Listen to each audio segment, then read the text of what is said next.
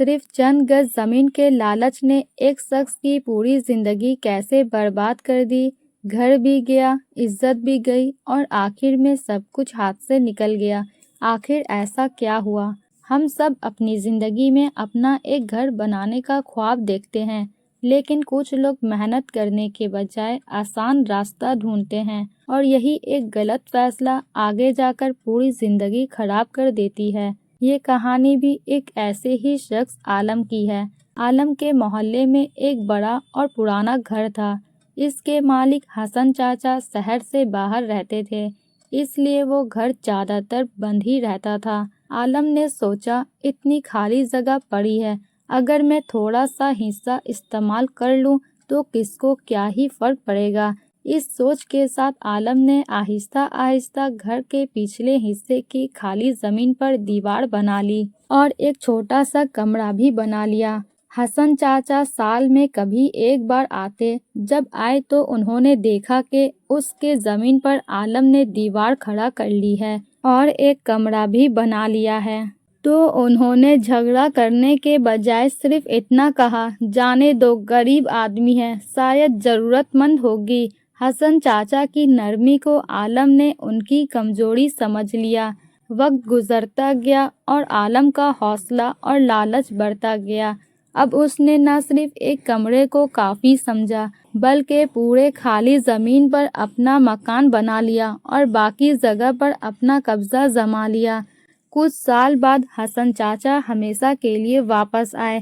اپنا زمین پر عالم کا قبضہ دیکھ کر عالم کو اپنا زمین خالی کرنے کو کہے، لیکن عالم نے ماننے کے بجائے الٹا جھگڑا کرنا شروع کر دیا۔ اس نے کاغذات میں گڑبڑ کرنے کی کوشش کی اور معاملہ عدالت تک پہنچ گیا۔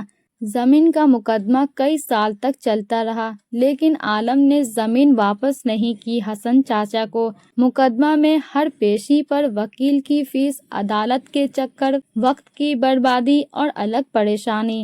آہستہ آہستہ عالم کی ساری جمع پونجی اس میں لگ گئی اور ختم ہونے لگی۔ عالم کے قرض بڑھتے گئے اور گھر کا سکون بھی ختم ہو گیا۔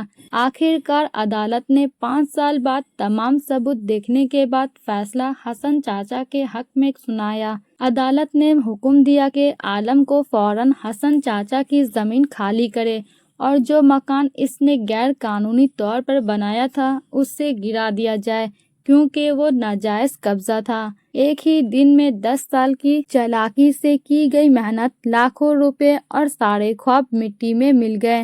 آج عالم کے پاس نہ وہ مکان ہے، نہ پیسہ، نہ سکون۔ قرض اتنا بڑھ گیا کہ اسے اپنا بھی باقی سامان بھی بیچنا پڑا۔